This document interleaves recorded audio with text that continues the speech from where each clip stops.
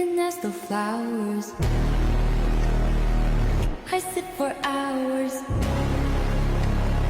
telling all the bluebirds, the Bill and Coo birds, pretty little baby. Hello and welcome to a very special series on GWE Wrestling Talk, where I am going to rank all 47 WrestleMania main events. Now, this has taken a while. It's taken a spreadsheet. It's taken a bit of time. I just want to give you some caveats and a bit of background to my choices, because these are my choices, and I want debate. I want comments. I want people to interact and tell me what they think. And there are going to be some wild choices here. I know that there's going to be some matches that are going to be way too low for people, and there are going to be some matches that are way too high for people. So obviously there's been 41 WrestleManias. The last few WrestleManias have been two-night WrestleManias since WrestleMania 36. That's how we get to 47 main events. Just to give some other biases that I'm going to bring into this, I've been to 6 WrestleManias. So that is, that's 8 main events, because 4 of them were two-night WrestleManias. 2 of them were one-night WrestleManias. So I've seen 8 WrestleMania main events live. And is there some bias in those? Probably, in terms of how high they are, and maybe some people would argue that they weren't.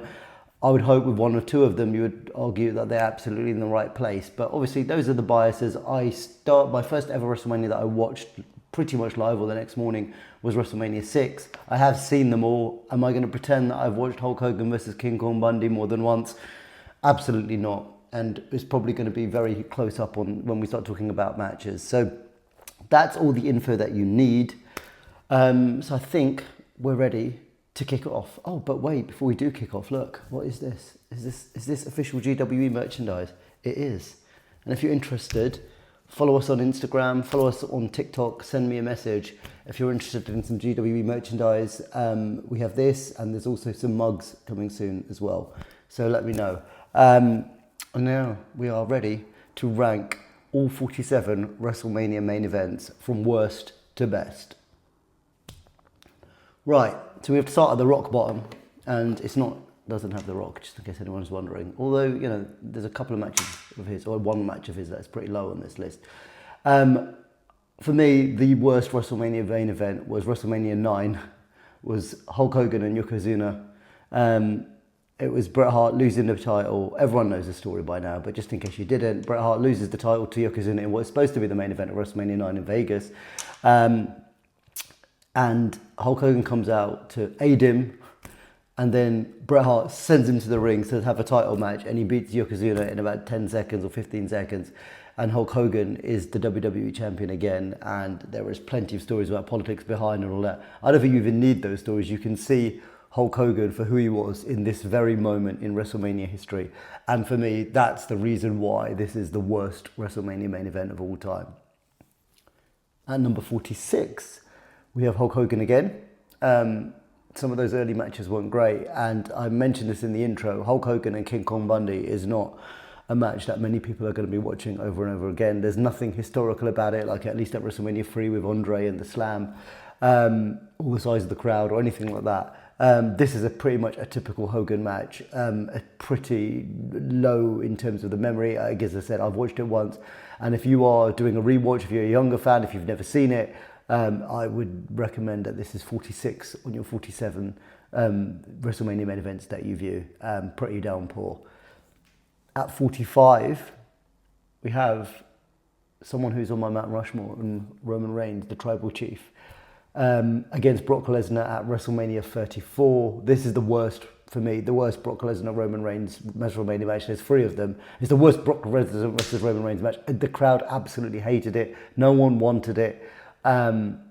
It shouldn't have been the main event. This shouldn't have been the match. You could argue that Roman shouldn't have been the babyface or the main babyface at the time. Definitely not against Brock. There was no one cared into it. People were cheering for Lesnar, and not in the way that, if I think of WrestleMania 21 and people just didn't want to cheer the babyface of John Cena with Triple H in Chicago.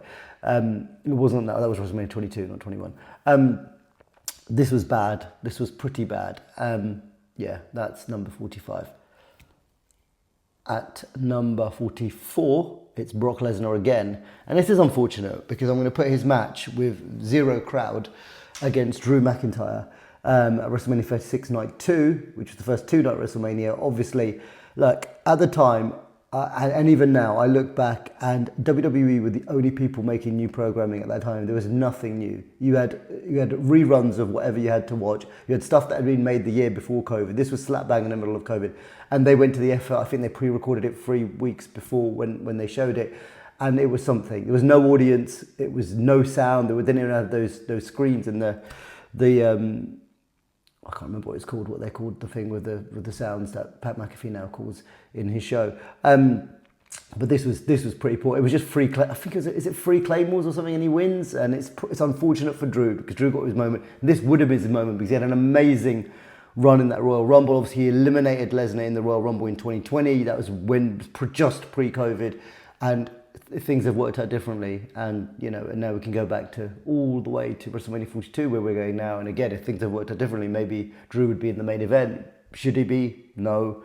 Should he have been then? Yes. Was it unfortunate that no one was there? That is the unfortunate way. And Drew McIntyre did win the WWE title without a live audience, and it's not something you're going to be watching over and over again. It was weird, but I'm still grateful to the WWE for putting something new out at the time. Right, number 43. This is normally one that I've seen people rate. I've never seen someone do the whole rating before, but I've seen people saying the worst WrestleMania matches. So Lawrence Taylor versus Bam Bam Bigelow. In fairness to Lawrence Taylor, I think he did okay. Bam Bam was never the biggest star. He was a decent wrestler. So Bam Bam Bigelow, Lawrence Taylor, especially when you had a very good Diesel Shawn Michaels match. And I remember seeing an interview with Shawn Michaels explaining, or it was Diesel one or Kevin Nash, one of them saying, I understand why we couldn't be last because you put the big celebrity, and obviously for us in England, Lawrence Taylor wasn't as big celebrity as he is in America, ex-NFL player. But it was okay, did its job. Lawrence Taylor won. Bam Bam did really well to get a good match. Lawrence Taylor trained for it clearly, and but if you think of the level of celebrity wrestlers in terms of Logan Paul, who's not a celebrity, he's just a wrestler now, but he was a celebrity wrestler, Bad Bunny, even what Jelly Roll did, was at SummerSlam, I'm talking about last year, and what he's doing right now on SmackDown and is about to wrestle next week on SmackDown is a higher level than this. So that is your number 43. Number 42, the immortal one, Hulk Hogan appears again. WrestleMania 7 against Sergeant Slaughter. This was awful. This is a really bad match, like a really, really bad match, and it's obviously a typical Hogan finish.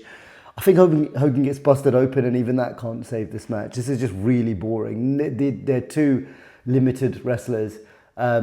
This is the story of where WrestleMania 7 was supposed to be in this big stadium, and they had to move it to a much smaller stadium in LA, or arena rather in LA, because they couldn't fill it, because they thought the whole Gulf War stuff. To be honest, the Gulf War stuff, I know it's controversial. It was actually quite entertaining. General Adnan, Colonel Mustafa, the Iron Sheik, all of those people involved. I don't think that was so bad. It was a shock when he beat Warrior for the title. I remember that. But Slaughter was no good in the ring. I don't know. I never saw him before that time, before he came back. So maybe he was good before pre-WrestleMania era wrestling.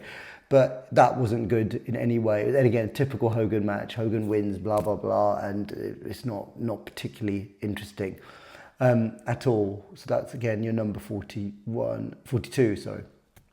At 41 is The Undertaker versus Psycho Sid.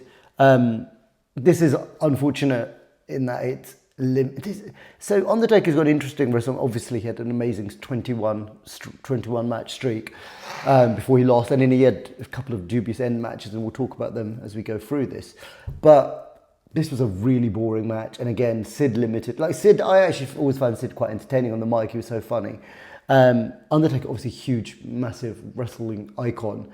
This is just a dull match, and it does not help that you had, I would say, the greatest, second greatest, top two non-main event WrestleMania match. Top three, because I'm thinking of another one as well.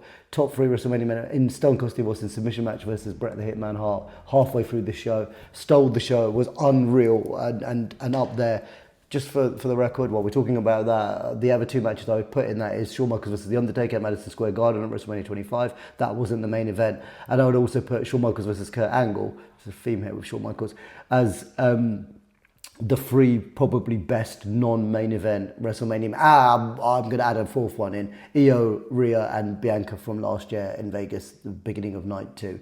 So I'm going to add those as my non-main events, but we're not talking about things because we're talking about main events. So that's where I would put that. Number 40, another match that suffers from a huge match happening just beforehand, and it's Triple H versus Chris Jericho. It's an okay match. It's just the crowd are absolutely dead. It's at the Skydome in Toronto. It is, of course, WrestleMania 18, and you have had The Rock versus Hulk Hogan. And again, I've mentioned 4 matches that are amazing, that are not main events. That's probably the 5th one there. The Rock versus Hulk Hogan was amazing, amazing crowd, just epic. And this just suffers from that. That clearly, in this, you look at it and you see why the title match, the younger guys, Jericho and Triple H going out. Obviously, The Rock was on his way out at this point, and in terms of transitioning to Hollywood, obviously Hogan was at the end of his career, or at the end of his meaningful career, I would say. But yeah, Triple H and Jericho, I've seen it once. I've never wanted to watch it again, and maybe I've done it a disservice, and maybe for research purposes I should have watched it again, but I'm not interested in seeing it again. It was dead crowd.